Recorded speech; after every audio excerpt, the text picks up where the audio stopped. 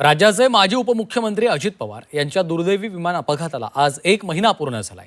28 जानेवारी 2026 रोजी मुंबईहून बारामतीकडे अजित पवार निघाले असता त्यांच्या विमानाचा भीषण अपघात झाला। या विमान अपघातामुळे मोठी खळबळ उडाली।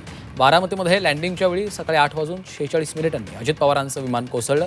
या अपघातामध्ये अजित पवारांचा मृत्यू झाला।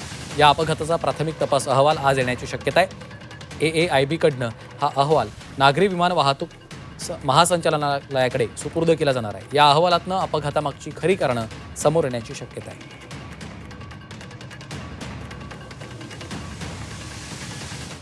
अजितदादांच्या निधनाबद्दल, त्यांच्या अपघाताबद्दल घातपाताची शक्यता आम्ही वर्तवतोय।